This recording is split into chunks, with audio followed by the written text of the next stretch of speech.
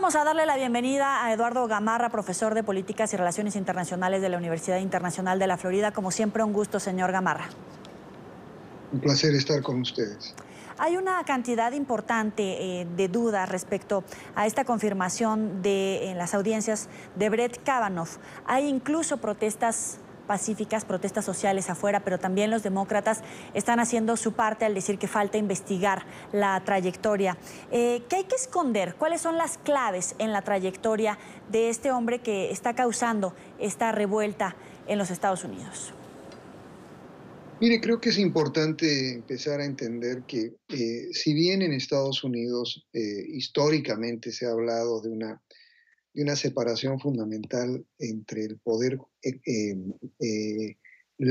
judicial y el poder del presidente, más o menos en las últimas 3 décadas, el proceso de nominación se ha vuelto un proceso eminentemente político, con los presidentes de turno tratando de nominar individuos que de una u otra manera reflejan el punto de vista del presidente. Pero en ningún momento hemos visto un proceso tan politizado como el actual. Entonces, lo que estamos pasando ahora es básicamente una persona que ha sido nominada por el sector más conservador, inclusive organizaciones muy activistas conservadoras de la extrema derecha norteamericana, que nominan tanto a este señor como al juez anterior que ya está en la Corte Suprema. Entonces, es importante entender este contexto porque eso hace a la vez que los demócratas respondan de manera política, en muchos sentidos, no solo exagerando el extremismo de Kavanaugh, pero también tratando de pues, lograr cierto activismo social que de alguna manera incida sobre un proceso que está básicamente determinado. La mayoría que tiene el Partido Republicano, tanto en el Senado como en la comisión que está evaluando esta nominación, hace que el nombramiento, la confirmación de Kavanaugh esté básicamente asegurada.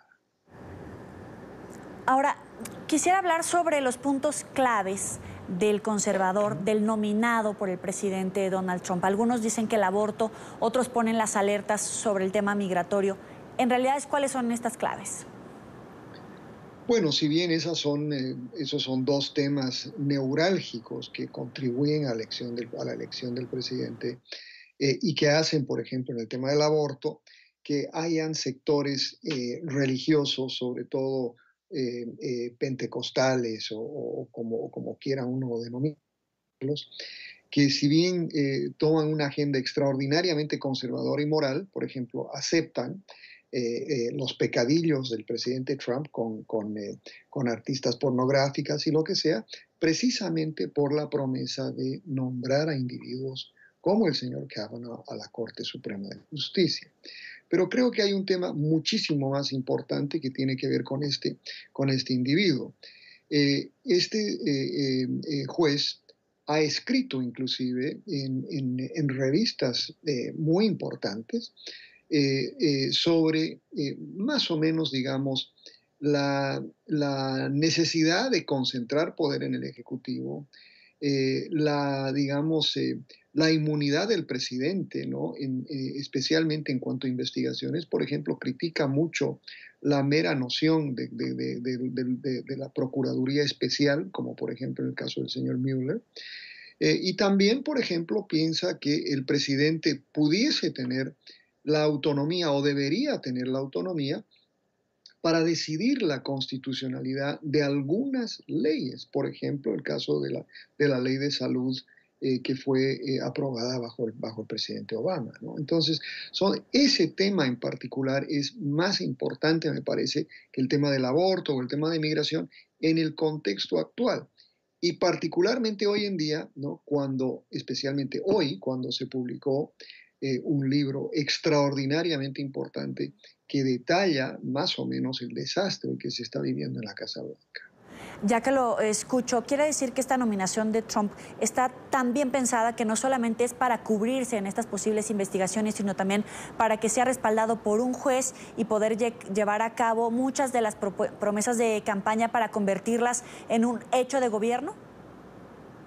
Sí, yo creo que esa es básicamente la crítica más fuerte que existe en este momento, la posibilidad de ratificar a Kavanaugh antes de noviembre, ¿no? La posibilidad de ratificar a Kavanaugh de manera urgente y rápida, porque si esto llegara a la Corte Suprema, ¿no? El voto de Kavanaugh sería decisivo, por ejemplo, en la constitucionalidad de la misma actuación del fiscal, del procurador especial Mueller. Eh, por ejemplo, inclusive una demanda o la posibilidad de que el presidente sea llevado ante una corte, ¿no? O ante el mismo fiscal para declarar. Entonces, hay acá una verdadera preocupación y lo digo no solo por especulación de los medios acá, sino habiendo leído algunos de los escritos del juez Kavanaugh, ¿no? Donde él piensa, él cree, ¿no? Y lo argumenta, pues obviamente, como un especialista constitucional, que el presidente debe tener la potestad, ¿no? O mayor potestad de la que tiene actualmente. Y eso me parece que es la preocupación central. ¿Y qué lectura se da de esta noticia previo a las elecciones intermedias en Estados Unidos?